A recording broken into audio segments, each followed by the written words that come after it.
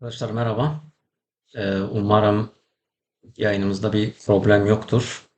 Ses vesaire bu konularda problem olmazsa çok çok mutlu olacağım. Evet, bugün biraz böyle beyin egzersizi yapalım, yani beyin jimnastiği yapalım ya da düşünce egzersizi yapalım demek istiyorum. Çünkü gerçekten ciddi bir problem var.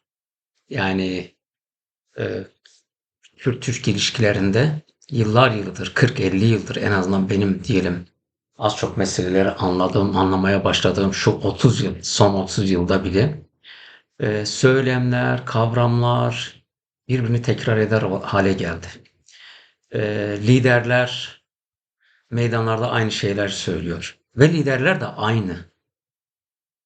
Haliyle her lider de biraz yani bunları insan olarak düşünmemiz lazım. Bir psikolojik problemleri var.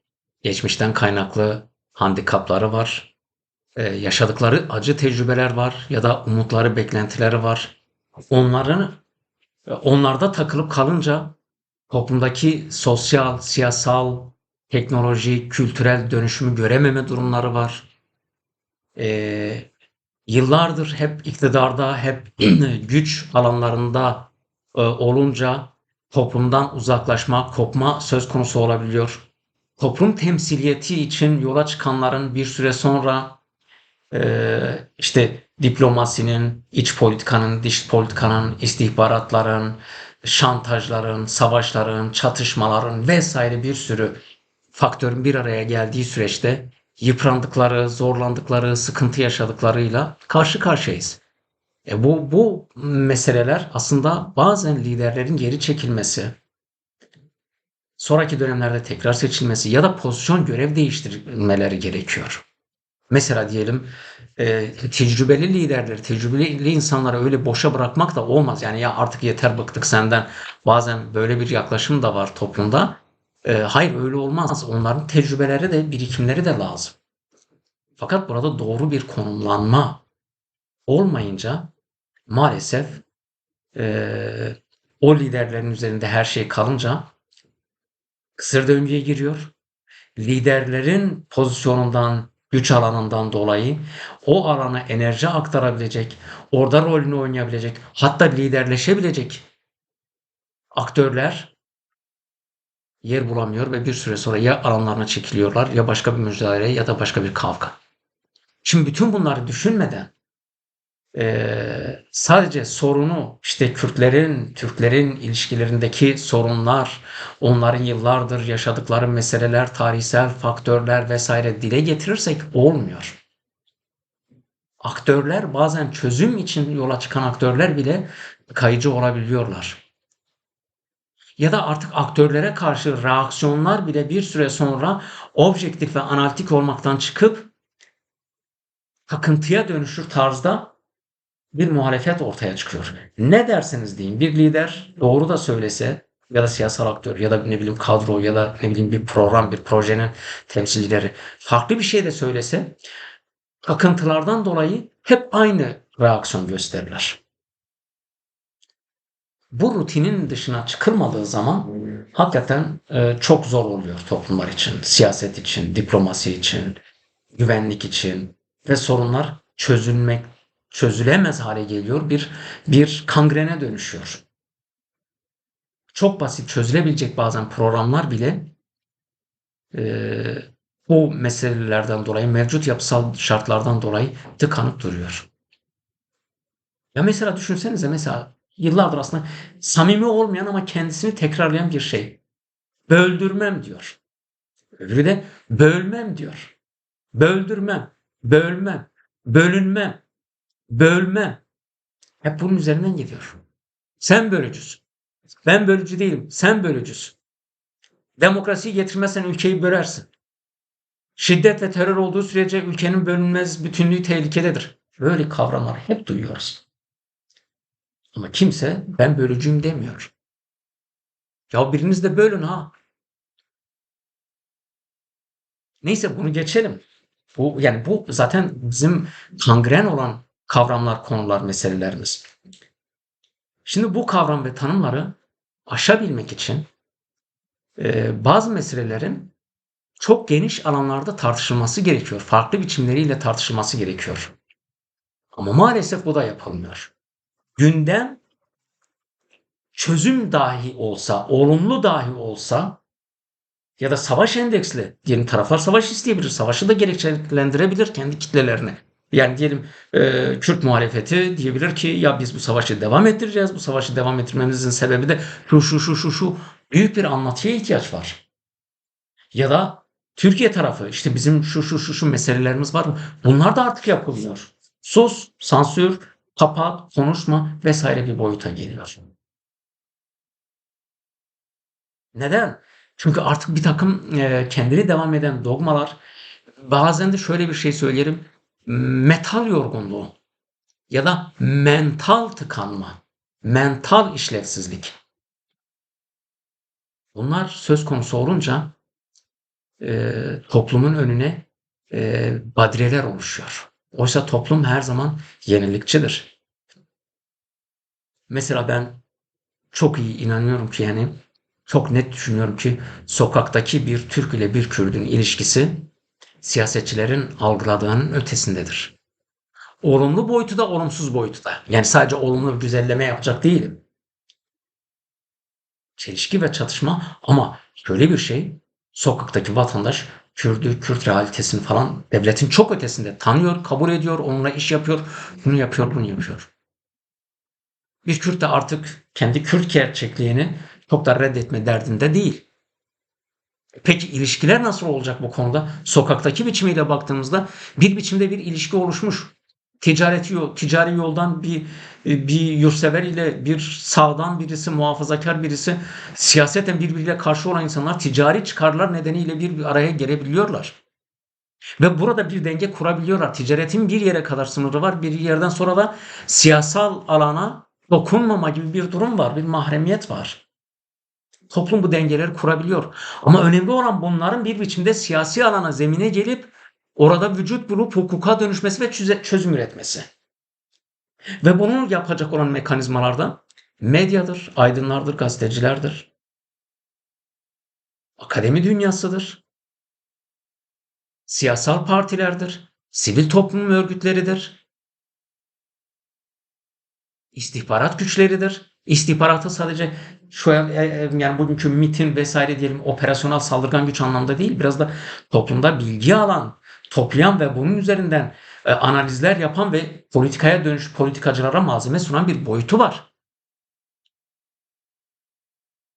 İstihbarat dediğin haber almadır yani. Zeka alanıdır ile ilgilidir ve bunu da alıp çok iyi işleme meselesidir. Ama Türkiye'de maalesef istihbaratla güvenlik alanı, ajanlaştırma, insanları düşürme, insanların yaşamına müdahale etme birbirinin içine geçmiş bir durumda. Ta Teşkilat-ı Mahsusa'dan gelen böyle bir pis hal var diyelim. Pis bir hal. Şimdi böyle bir durumda hakikaten bu mekanizmalar dediğimiz gibi sivil toplum örgütlerinden tutalım aydınlara, gazetecilere, medya hiçbirisi rolünü oynamıyor bu süreçte. Hepsi siyasal yapının istemlerine angaje olmuş durumdadır. Ve bu siyasal aktörlerin işini zorlaştırıyor. Siyasal aktörlerin çözme gücünü de zorlaştırıyor. Çok fazla yük bindiriyor. Toplum işlevsizleşiyor. Bakınız mesela o süre içerisinde Kürt toplumu kendi içerisinde birçok tartışma yaratabilir, yürütebilir. İlle de DEM Parti eliyle ya da sivil toplum örgütleri eliyle ya da ne bileyim planlanan merkezi anlamda planlanan bir takım çalışmalar üzerine değil. Toplum kendisi bir takım tartışmalar yapabilir, yürütebilir, öneriler geliştirebilir, fikirler geliştirebilir ve bunları aktörlere sunabilir. Aktörlerin eli genişler. Şu alternatif de vardı, bu alternatif de vardı, şu da var, bu da var. Bunu da değerlendirdik. Böyle bir boyutunu düşünmemiştik. Bunu da dikkate alalım gibisinden. Türkiye'deki diyelim yine aydın yazar, çizer, Rus bir sivil toplum örgütü, ne bileyim artık bütün yapabilecek iş dünyası, emek dünyası, sendikalar. Herkes şu anda bekliyor.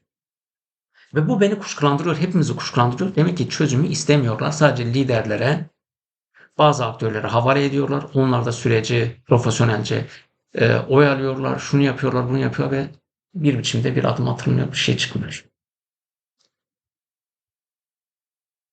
Bunun ortaya çıkabilmesi için mesela bazı pozitif enerji yaratacak bir takım şeyler oluşturmak da gerekiyor. Ve bazen saçma da gelebilir ama bazen de gerçekte olması gereken bazı değerlerin yeniden ortaya çıkarılması gerekiyor. Mesela ben şunu söyleyeyim. Türkiye neden federal bir ülke olmasın? Çünkü federalizm dendiğinde otomatikmen korku ve kaygı ortaya geliyor. Bölücülük. Ama 10 yıl sonrasında diyelim Türkiye bugün sorunu çözdü. 10 yıl sonrasını gündeme getirdiğinizde Türkiye'nin yine temel ihtiyacı federalizm olacak. Bu sadece Kürdistan bölgelerinden ibaret kastetmiyorum bunu. Karadeniz bambaşka bir iklim, bu coğrafya, dünya, yaşam ve ihtiyaçları bambaşkadır. Nüfusu, demografisi, doğası, üretilen ürünler, alışkanlıklar, kültür bambaşkadır. Güneydoğu olarak tanımlanan diyelim Kürdistan'ın diğer bölgesi. Apayrı bir coğrafya, apayrı bir kültür, apayrı bir dil, apayrı bir topluluk, apayrı üretim ilişkileri orada mevcut. Görün gelin Kilikya bölgesine gidelim. Adana'dan Mersin'e kadar olan bölgelere bir bakın. Kültürüyle, yapısıyla, üretim alanıyla, tarımsal faaliyetiyle, ne bileyim ona bağlı sektörler ve onunla ilişkili sanayi çalışma tarzı yaşamı bambaşka bir şey sunuyor. Kürdistan'ın Serhat bölgesine gidin. Hayvancılığıyla, bitki örtüsüyle, dağlarıyla, dağların içerisindeki o ovalarıyla, tepeleriyle, su kaynaklarıyla apayrı bir kültür, apayrı bir yaşam, apayrı bir dil, apayrı bir hayat. İklim farklı. Mevsim şu anda kar yağıyor hali. Antalya'da denize giriyorsunuz. Bu bazen zenginlik olarak sunuluyor ama Antalya'nın hakkını Antalya'ya vermiyorsun. Serhat'ın hakkını Serhat'a vermiyorsun. Karadeniz'de doğmuş, büyümüş, o kültürde, o iklimden bir tanesi geliyor Urfa'da valilik yapıyor. Bu adam ne yapabilir? Hiçbir şey yapamaz. Hiç yani zeki bir insansa bile, iyi niyetli bir insansa bile zekası orada tıkanır. Çünkü o iklimin, o coğrafyanın, o kültürün, o yaşam, o hayatın insanı değil. Böyle bir durumda ne yapıyor? Devlet denen şeye sığınıyor. 3-5 tane beylik, ırkçı, milliyetçi, edepsiz laf söylüyor ve toplum üzerinde bir baskı oluşturuyor. Güvenlik güçlerini devreye yakıyor ve tıkıyor. Ya da gidelim İzmir'e. Ya Türkiye'nin tarihsel olarak kavramları bambaşkadır. Yani Kürdistan diye bir coğrafya, diye bir tarih, bir bölge, bir kültür, bir yaşam, bir hayat, bir ulus var. Kilikya denen bir şey var. Rumeli denen bir şey var. Trakya denen bir şey var. Pontus denen bir şey var. Bunlar binlerce yıl oluşmuş bir hayat, bir kültürdür. Yunan felsefesi, Yunan uygarlığından bahsediyor. Neresidir onun? Yunanistan'dan ibaret değil. Bunun çoğu Ege kıyılarıydı. Ege'nin bu tarafıydı. Uygarlığın bambaşka bir merkezi. Öbür tarafta geliyoruz. Gremiraza Göbekli Tepe yapmışlar. Ne hem göbek hem de tepe. Ne kadar saçma aptalca bir şey ya. Türkçesi bile çok saçma ve dünya diline geçti. Gremiraza'nın orada bir tarihi var. Sadece o isim üzerinden bile binlerce yıla ulaşan bir tarihi var. O isimlerle kullanıldığı zaman başka bir sahiplenme, başka bir gerçeklik ortaya çıkıyor. Neden bu kavramlar kullanılmıyor ya? Neden bu kavramlar kullanılmıyor? 10 yıl sonra diyelim barış, demokratik bir ortam olduğunu varsayalım. Bir an için varsayalım. Ve Kürdistan dendiğini, Marmara dendiğini, Trakya dendiğini, Rumeli dendiğini, Kilikya dendiğini, siyasal bölgeleri kastediyorum buralar. Buraların hepsinin birer eyalet olarak, birer federal bölge olarak düşünün. Her biri kendi bütçesini oluşturuyor. Urfa, Antep, Diyarbakır olan bölge coğrafyasıyla, iklimiyle, doğasıyla bambaşka bir hayat.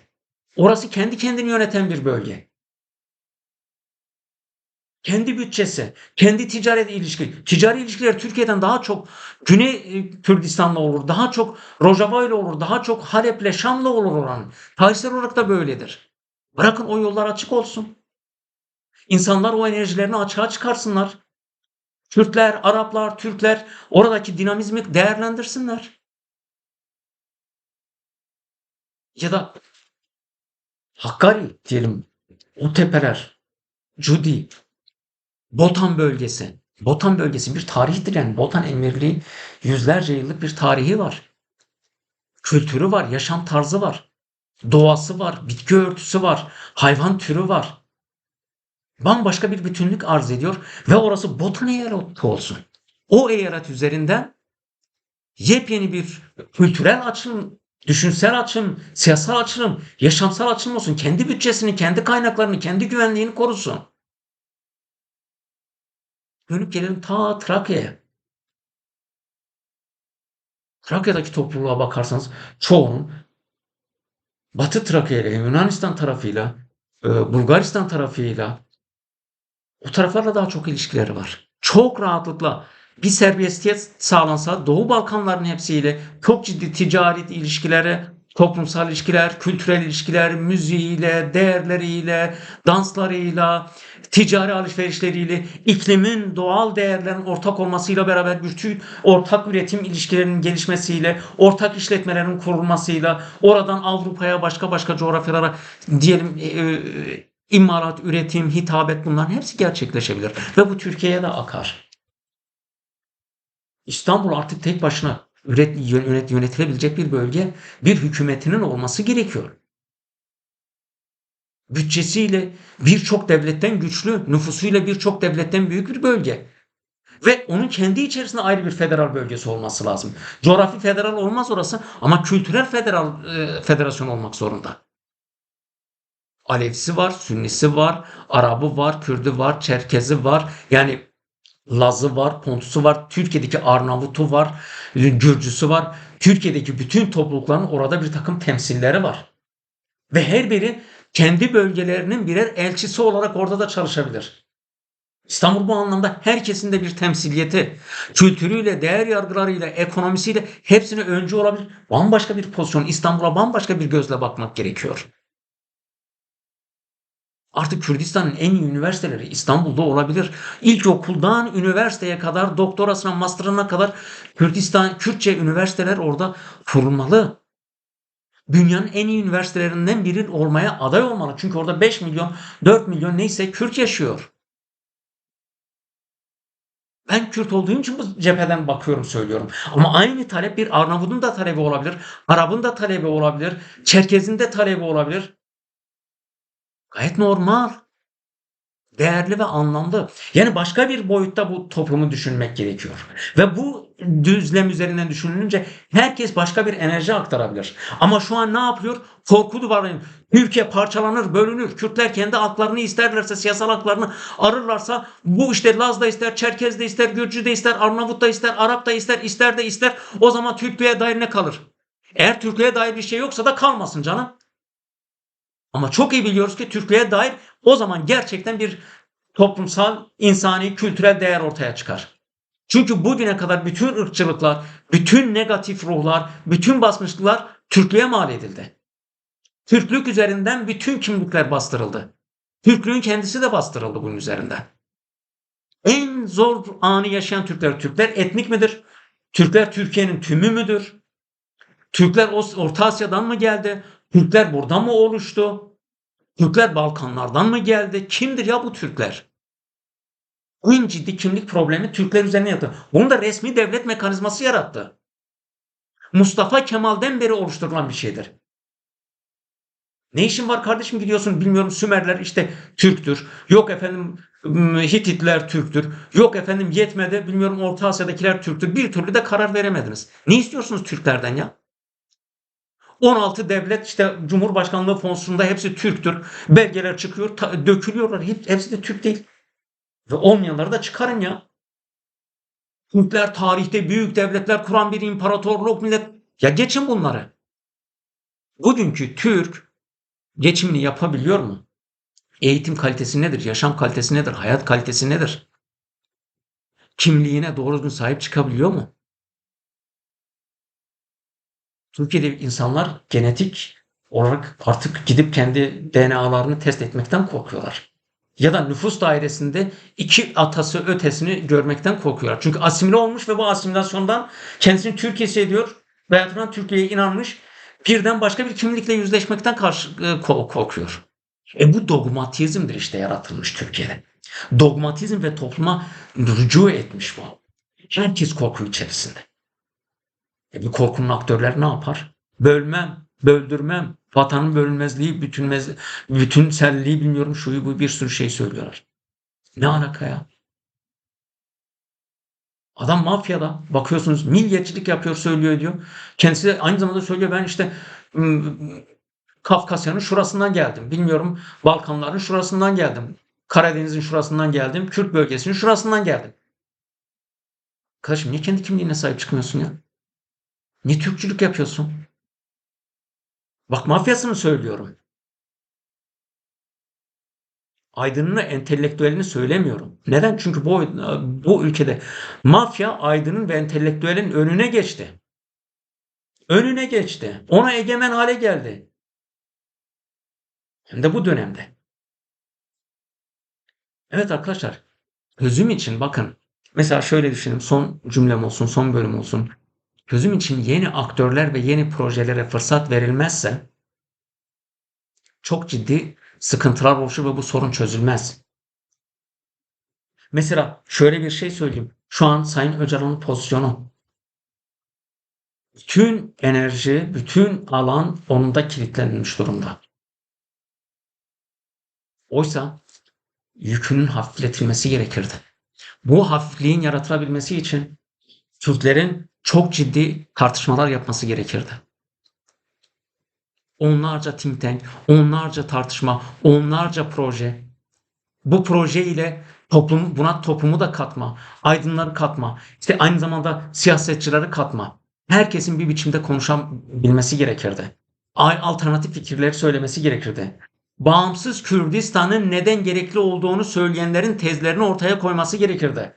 Bunun gerçekleşip gerçekleşemeyeceğinin detaylarını anlatılması gerekirdi. Federal Kürdistan'ı savunacak olanların bunu dile getirmesi gerekirdi. Demokratik Kürdistan'ın, demokratik Türkiye ve bunun içerisinde Kürtlere statünün, Kürtlerin özelliğinin gereklerini dile getirenlerin konuşması gerekirdi.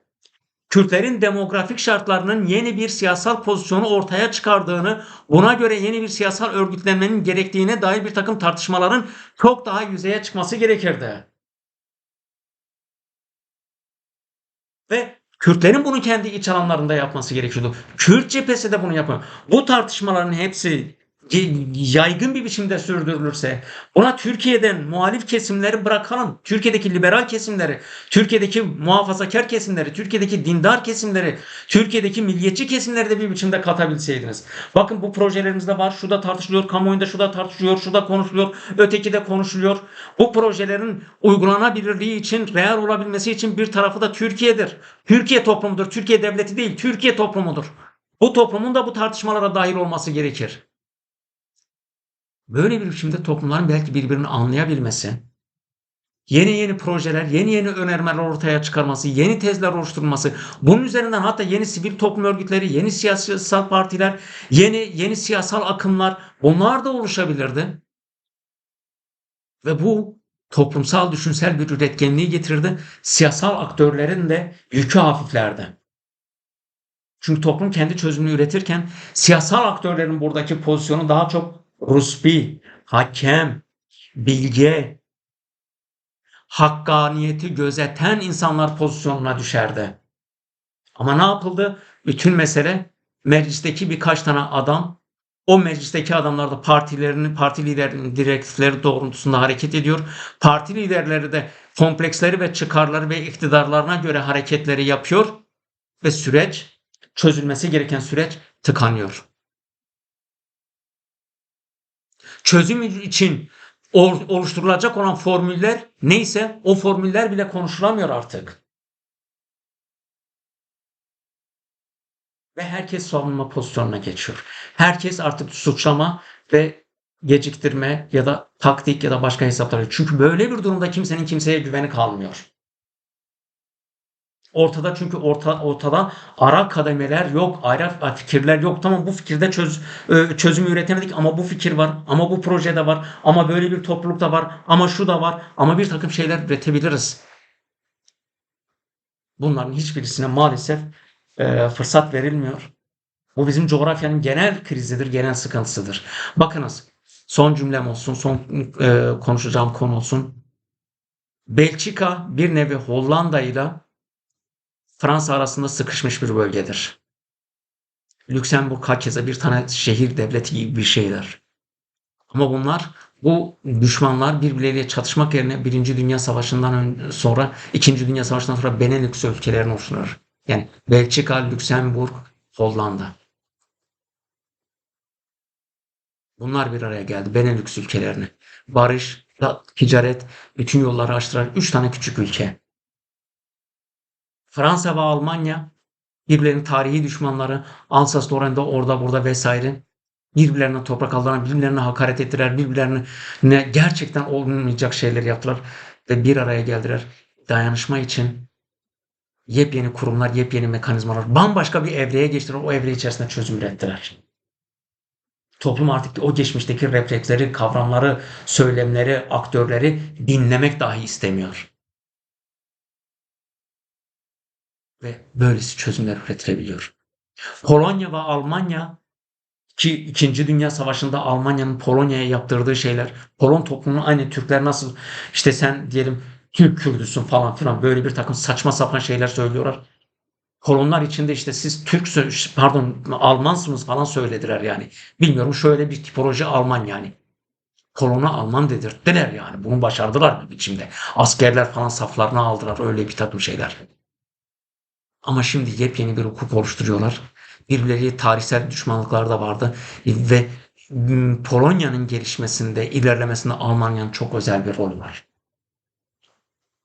Düşmanlık yerine karşılıklı olarak ekonomik, siyasal olarak birbirini beslemeye dönüştü. Hollanda, Almanya, İsviçre, Norveç, Finlandiya aslında ortak tarihsel değerler, birbirlerinden ayrışma noktaları, uzlaşamama noktaları ama dönüp tekrar yeni bir zeminde tekrar uzlaştırar. Danimarka dahil. İklim, coğrafi, yaşam tarzı, modeller, ortak yaşam modelleri, sosyal devletleri vesaire bütün bunların hepsini geliştirdiler. Ortak her yıl ortak kongreler yaparlar. Dil konusunda, kültür konusunda, eğitim konusunda çalışma heyetleri olur. Birbirlerine heyetler giderler, tecrübelerini aktarırlar. Öğrenci değişimi olur, akademisyen değişimi olur. E, Ekonomik olarak aktörler birbirleriyle yeni işletme çalışmalarını birbirlerine karşılıklı teşvikler verirler, önermeler yaparlar ve böylece dikkat edin dünyanın en huzurlu, en mutlu, en gelişkin toplulukları, ülkeleri listesinde hep yer alıyor. Yani bakın Orta Doğu'da kadim topluluklar var. Kürtler, Türkler, Araplar, Farslar, Peştunlar, Beluçlar, Yahudiler, her biri bu toprakların oluşmasına Asuriler, Ermeniler, Gürcüler, Akdeniz dünyasına açılırsak Berberiler, İtalyanlar, İspanyollar, Yunanlılar hepsi kültürel olarak, tarihsel olarak binlerce yıl birbirlerini beslemiş, birbirlerine düşünsel olarak, ekonomik olarak, teknik olarak, dil olarak, birikim olarak birçok değer katmış, birbirleriyle de çatışmışlar ve bugün bunun üzerinden yepyeni bir ivme yakalamak söz konusuyken tüm bu değerlerden, acılardan sonuç çıkarmak, güzellikleri daha da geliştirmek üzerine neden bir zaman oluşmuyor? Evet ütopik geliyor bunlar biliyorum. Hayal aleminden mi bahsediyorsun? Ne oluyor falan diyebilirsiniz. Evet zaten konumuz oydu. Farklı bir boyuta geçmemiz gerekiyor. Ve bunu ben başka topluluklardan çok beklemiyorum. Çok da umurumda değil. Çünkü sorumluluk onlarda. Bir şey diye deme hakkım yok ama kendi topluluğumdan, kendi siyasi aktörlerimden, kendi öncülerimden, arkadaşlarımdan, sivil toplum örgütlerinden, akademisyenlerden, gençlerden bunların hepsini bekleme hakkını duyuyorum. Mesela bizim dogmalarımız var. Biri bir şey söyler, bir bakarsınız biri der ki otomatikmen hemen böyle refleks görmüş gibi biçimde, refleksif bir biçimde karşı bir şey söyler. Yani biraz düşün. Şu siyasal aktör üzerinden, şu parti üzerinden, şu sivil toplum üzerinden, şu şahıs üzerinden, şu kitap üzerinden, şu yazar üzerinden, şu sporcu üzerinden, şu sanatçı üzerinden yeniden bir düşün. Sende itici olan olarak yarattığı şey belki şimdi değişmiştir, farklı bir pozisyona geçmiştir. Ya da yeniden bir şans ver. Ya da kendinin 10 yıl önceki halin, 5 yıl önceki halin, şimdiki halin ve 10 sene sonraki halin ne kadar değerlerin değişecek, bakışın değişecek. O zaman bunları da göz önünde bulundurarak biraz ihtiyatlı, biraz sakin, biraz analitik, biraz akıl ve erdemle hareket etmek gerekiyor diye düşünüyorum. Evet, çok uzattığımın farkındayım. Ben hepinize çok teşekkür ediyorum. Burada keseyim.